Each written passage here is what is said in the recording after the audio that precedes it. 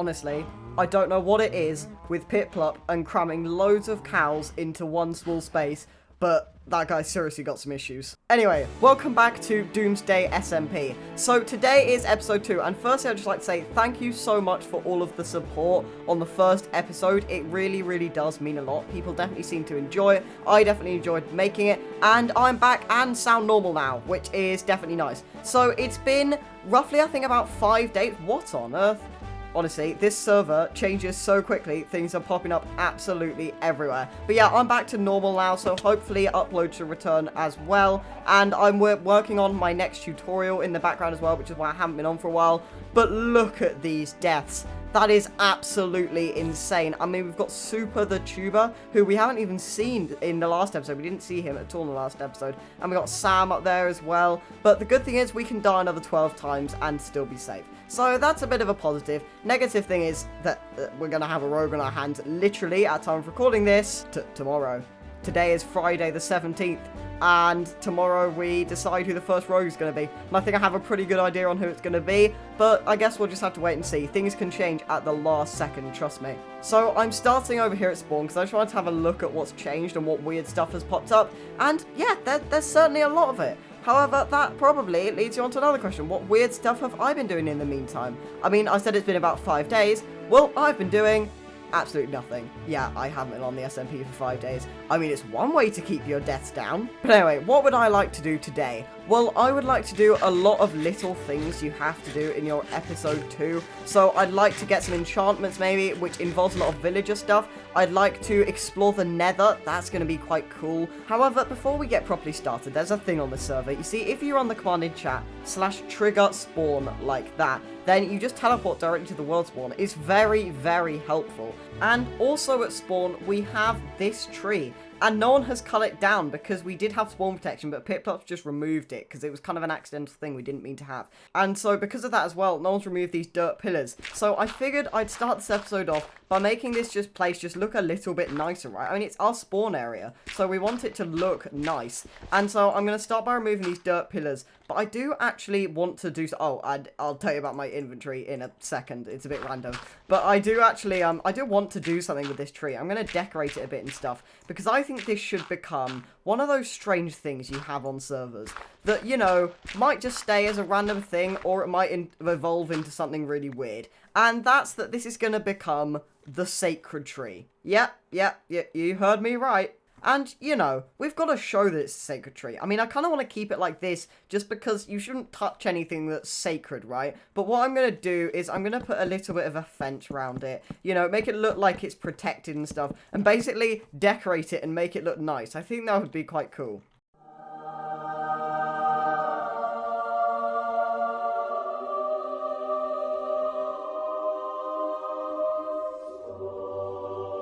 Okay, so maybe I went a bit overboard. Maybe I slightly stretched the definition of not touching it, but you've got to admit, it looks pretty cool. And it looks even better at night. Yeah, maybe I went a little bit overboard with the lanterns, but I crafted a whole stack for my base, and I had a load left over, and I'm still going to use these lanterns, but I can always craft more, and I think it looks really, really cool. Actually, I take it back. I might remove these ones on the posts. They are maybe a little bit too much. But anyway, all I've really done is just added some roots down there, added a sign that says the sacred tree, added some lampposts just to make spawn a bit more safe as well, added some chains with lanterns hanging down from them, and added a bit because this is the actual bit you teleport to when you do /trigger spawn. So I figured it'd be nice to kind of mark it a little bit. And yeah, this is the sacred tree. It's a weird thing, but you know what? It makes for a good video title, so I'm not complaining. Anyway, like I said, I want to do villager trading in this episode. And then next episode, I think what I'm going to do...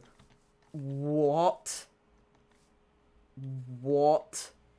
Sorry. What is this? There's a natural waterfall. There's like a valley area. I am so doing something with this. at some point in the series. I think I know exactly what I'm going to do with it, and I'm not going to tell you guys until I do what I'm going to do with it. I have something planned for this that I literally thought of 5 seconds ago, and you guys aren't going to know for a while. Sorry about that. But before we do all of the villager stuff, I'm just over here at my base, and I just wanted to do a couple of things. First of all, I found this yellow bed at spawn, so I'm definitely replacing my bed with that. That looks so much better. Second of all, you may notice my pickaxe is on 17 durability, and it actually wasn't in the intro, and there's a thing I need to mention. While I was waiting for Piplup to turn on off the spawn protection so I could do the random tree thing I wanted to do, I went mining just for a tiny bit, especially as my pickaxe was so low already, just to get some deep slate, because I do really want to use it in my build for the villager thing, which I haven't planned out, but I knew I'd want to use it, so I grabbed a couple of stacks of that, and I actually found 5 diamonds at the same time, which was pretty cool. And I grabbed a load of melons, and I'll tell you about that later. But what we need to do with these diamonds now is repair my pickaxe. So that uses 4 of them, and then if I put the other one on my axe, then that should be good. Wait, what? Okay, I just found another village. This isn't even the village I was actually looking for, but I might actually use this one. I have a feeling it's actually closer. I won't show you the coordinates, obviously, because I messed that up last episode, but I have a feeling this one is actually, and it's got a blacksmith. I have a feeling this one's closer. Look, the jungle's right there. Yeah, I definitely think this one's closer, and I prefer the way this one looks. It certainly looks bigger. It's right next to the jungle, which is super helpful. It's got a blacksmith, it's got like a little marketplace and stuff. It looks really cool. Which means I wouldn't have to get rid of any of the existing village, which is certainly a nice thing. Does it have anything good in the blacksmith chest? Oh, yes it does. So what I'm going to do is grab this dirt and make a very temporary sort of trading hall. So I guess it would be smart to do the bell ringing technique and get them all in their houses now. So if we do that, then they should all run in their houses. This one's in there.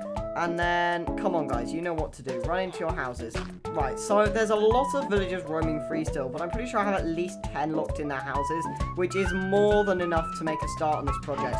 So I guess what I do first is make a villager breeder, right? I'm so inexperienced with villagers, but I'm pretty sure that's the first step. So I need to look up a tutorial for this. Okay, so I just made this tiny villager breeder literally out of dirt. I have no idea how it works, but I'm just gonna have to hope.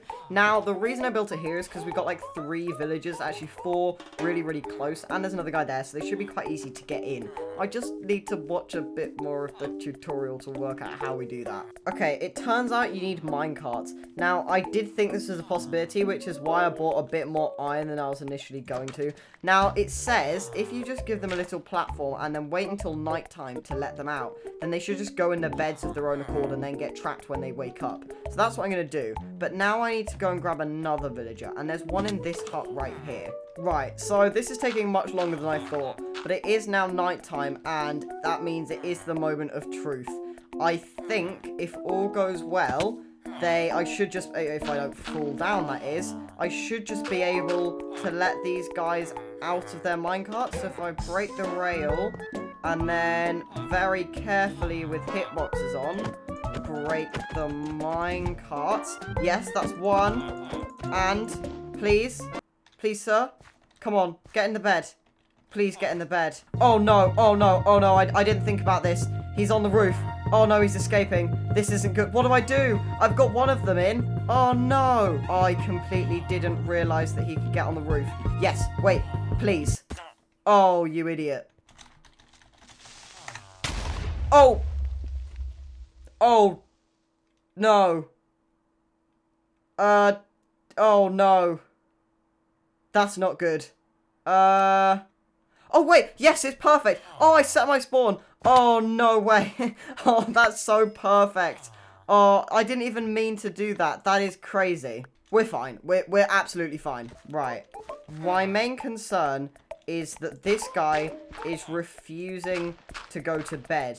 And I have no idea why it is. Does he want to go in any of these ones? If I extend this path, does he want to go in any of these? I just don't know why he's not getting in the bed. Right, he's gone all the way around here. Now, please, sir, I'm begging you, just get in the thingy. Yes! Oh, it's in the bed. Right, I've slept, and the question is, has it worked? No. No, oh no, oh no, oh no, oh no. One escaped. Oh, I think he went on this bit. I forgot to remove the paths. Okay, Well, one of them is in the breeder. We need the other one to get in. Right, so I did manage to get another guy up here. He's just in a minecart at the moment. Now, fingers crossed, what I'm hoping is he will just go in a bed as soon as it turns nighttime, no matter if people sleep. And then I just need to be quick and remove the block he's on, and we should be good to go. But the next issue with a villager breeder is you actually need a lot of food. Like, villagers are really annoying when it comes to breeding. They're not like other animals. You don't just right-click them and they magically breed. No, you need a lot of food. And wheat is one of them, or rather bread, I should say. So what I'm going to do right now is make an iron hoe, because what we're going to be doing next is a lot of farming. Okay, that's really strange, but this village literally has no farms. That's crazy. I'm literally going to have to make my own farm for these guys. I mean, sure, I'm not complaining. I needed a farm anyway. So I guess we'll make one now.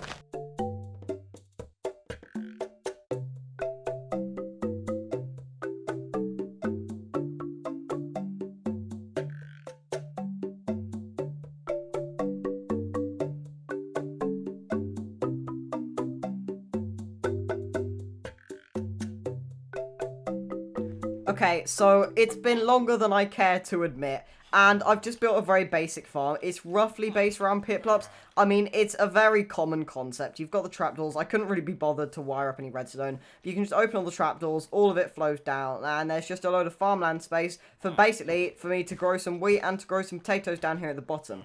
Right, I collected 29 hay bales, and that's definitely a lot of wheat. Now, what I'm going to do is turn all of this into bread for the villagers now, so that they can kind of start breeding. Honestly, so much of this episode has already just been spent making that breeder. I'm not sure we're going to actually have time to make the villagers trading hall, but we can always do it another time. Anyway, while I'm waiting on that villager breeder to finally get my trades going and stuff, I figured I'd try and find some melons for starters, because I'm going to be making a melon farm at some point. Probably, to be honest, next to that farm as well. That might become like my hub for farms and stuff.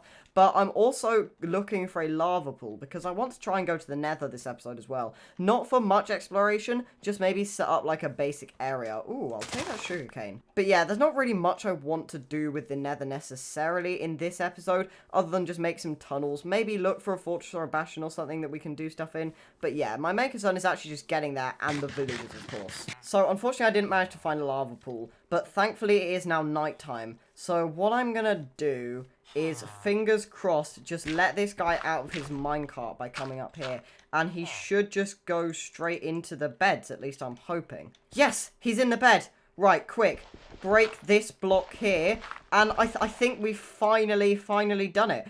Right, so I've slept, and yes, that is almost certainly 2 villagers in. If I can actually get a good view of it without falling down. We have 2 villagers in the breeder. This is perfect. Right, now what I'm going to do is just come over here and then give these guys some bread. So if we just chuck some bread in there. Wait, is it falling all the way through? What? What's the point in that? Oh, we've got some hearts. Does that mean, yes, that's a lot of hearts? Yes, perfect. I think we have a baby. Yes, perfect. Oh, that is brilliant. I can't believe how quick this is. This is crazily fast.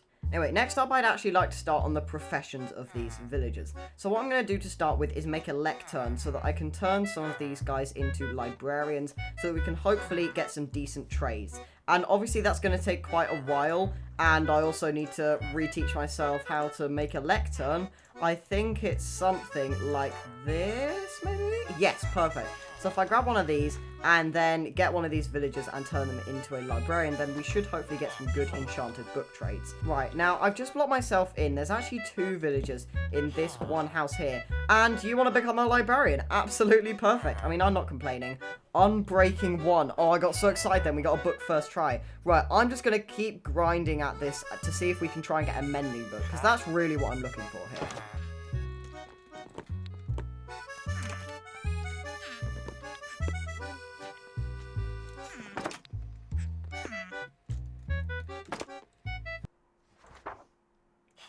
No way. There's no way. This is ridiculous. Sorry, this is like my 4th one. And it's 16 emeralds. That's ridiculously cheap. What? Right, now I need to lock in his trade, and I always forget how you do that. I am kind of just hoping it stays locked in, because I don't have 16 emeralds or 24 paper right now. And I don't think I do anywhere, to be honest. I'm going to definitely need the emeralds. I'm really just hoping you stay locked in. Right, what I think might be better, considering I do have a farm and stuff, is if I turn one of these guys into a farmer villager. I've got a wheat trade and a potato trade. I mean, technically speaking, that is ultimately all I really wanted, because I do have both of those crops. But if I just lock that guy in like that, then that's our farmer villager. We know where to come for him. No way. I've just found this guy, and he literally, all he wants is 10 clay balls for an emerald. This is a ridiculously overpowered trade. I need to get in there right now. And first of all, mine the clay that is right next to him. But I don't know how much this will give me. I'm pretty sure it'll only give me 16. Yeah, so we can get an extra emerald. But there's all you need for clay is water, right? So this should be pretty easy. Right, come on. Get in here. Trade with this guy. And we have got 17 emeralds. And we leveled him up. I mean, I don't know what he's going to give me now. But this is perfect. 17 emeralds. Right, quick. Quick, we need to go over here as fast as possible. Luckily, it's right here. Come on. Yes, and... oh, the first mending book of the series.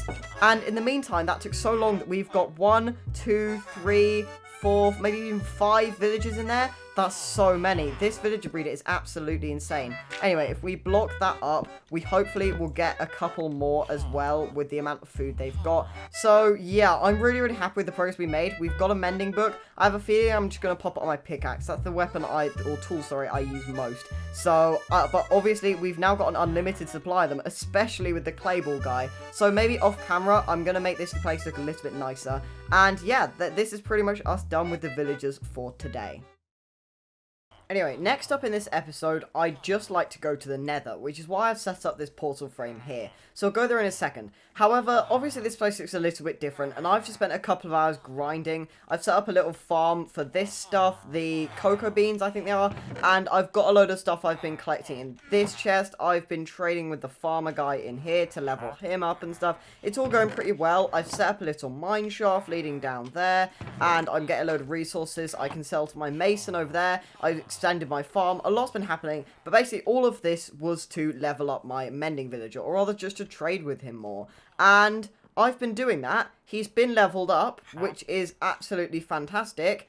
And I have 6 mending books, which is really, really good. So I'm just going to take all of these now and hopefully put them on almost all of my tools. Right, so first of all, we obviously want one on my pickaxe, and I think we want one on my axe as well. And to be honest, we'll go with the shovel, and then I think leggings is quite important. And we'll see if we can do the rest of the armor. I don't think we can with the amount of XP we've got. And there we go. Mending on our boots. Oh, no. I've just realized how stupid I've been. Wait. Oh, no. I've just realized, because I've put an enchantment on all of this and all of my tools and stuff before using the enchantment table, I can no longer put these tools in the enchantment table, which means I'm going to have to make new tools and then combine them with these mending ones. Oh, you're joking. Oh, you know what? I'm sure it's fine. It doesn't really matter. Now, obviously, the main priority for me was mending, so that I didn't have to make any other sets of tools. Although, now I'm going to have to make new sets of tools because I was so hasty with the mending. But you know what? I'm sure it doesn't matter. The next priority for me, really, is protection 4 and unbreaking 3 in the armor, and efficiency and unbreaking on the tools. And then there's not much else to it. I mean, you've got the important ones like Silk Touch and Fortune, and you've got all of the Aqua Affinity, Depth Strider, all of that kind of stuff on the helmet, Respiration and stuff. But after that, we should be pretty much good to go. And so I think with that, it's finally time to face the Nether. I mean, I don't know what other preparation I need to do, but are you kidding? Are you actually joking? What? Just looking around with my sea counter. Yeah, no, I've got absolutely nothing. So I'm just going to head this way and hope that I finally find some nether train. I mean, why 73? That should be good. But I don't know. I'm just going to have to keep mining and hope for the best. Oh, yes, finally. We've broken into some actual terrain. And it's a ravine. It's literally just a nether cave. What on earth is this? Right, I'm just going to follow this. and hope that I end up somewhere semi-decent. Oh no. I didn't bring food into the Nether. I'm not gonna lie, I'm not very prepared for this at all. But we found the actual Nether, so that's good. Let's get to exploring this thing. But first, I do need to go back for some food. Wait, what? No way. I'm just trying to find my portal, and I've just found a Nether fortress. I mean, that's cool, I guess. I thought that was a bastion for a second. My heart was about to skip a beat. That's quite cool, but it's not what I'm looking for right now. I mean, I'll save the coordinates. I can always come back here later. 2,000 years later. Okay, so I went back and got some food for our Nether trip, and it's actually been a little while since that time. I've done a stream since then. We made a lot of progress on the stream, which I will show at the end of this episode, because I still do want to do a little bit of Nether stuff before we run out of time. But as you may be able to see, the deaths have actually reset. So now that a rogue has been chosen, and he logged on and stuff, and we all did that, basically they've reset, and already there's a lot of deaths. I mean, to be honest, most of them were caused by Corin. My XP is finally back as well. It was a bug earlier when I couldn't get that XP to get that mending village, that first mending book that we got. And speaking of mending books, I actually would like to show you that. I can't hold it in any longer. I did a stream and it was awesome, and let's just say I got quite a few mending books. Quite a few mending books. A lot of mending books. And this guy, I don't know if he's still doing it, but he was initially, if he can come a bit closer, he is still selling them for 1 emerald and 1 book for 1 mending book.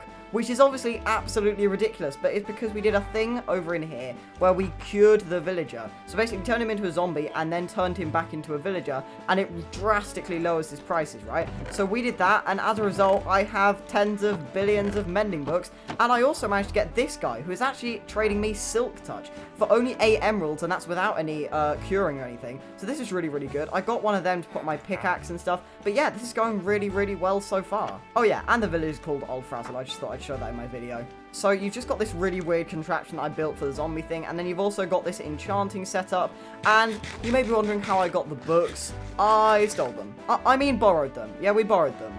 Permanently. But yeah, this place is really coming along, and I've decided this is definitely going to be my industrial district. So I'm going to try and clear up all the gross stuff that's here, make it look a bit nicer, make some big farms like a gunpowder farm and stuff. That's going to be really cool. A proper automatic sugarcane farm, maybe some automatic farms as well. And yeah, that's basically what I'm planning, and it's going to be really cool. Anyway, to be honest, I think that's probably gonna have to be how we end this episode. We've been going for quite a while, and it's been a bit of a weird one, right? I mean, we've done quite a lot, but at the same time, it hasn't really felt like it. Like, we haven't done any proper time-lapses or anything, but if you think about what we've done in this episode, we massively focused on our industrial side of things today. So we did a load of villager trading, we got kind of a villager bit set up, a villager breeder, our farms and stuff, set up a cocoa bee farm, we got loads of mending books and stuff, we explored the nether, we built a nether portal and went all that, we enchanted all of our gear with mending. It's been a crazy one. Now, next episode, I want to focus a little bit on the villagers again, make them actually look nice, make the village look a bit nicer, and there's maybe some other stuff I might do, but I have some pretty big plans for next episode, and you'll have to see what happens next week. So yeah, thank you very much for watching today's episode. If you enjoyed it, please leave a like or comment, and if you'd like to see more content like this and the rest of this series, then please subscribe. But I've been DT10, and I will see you in the next video.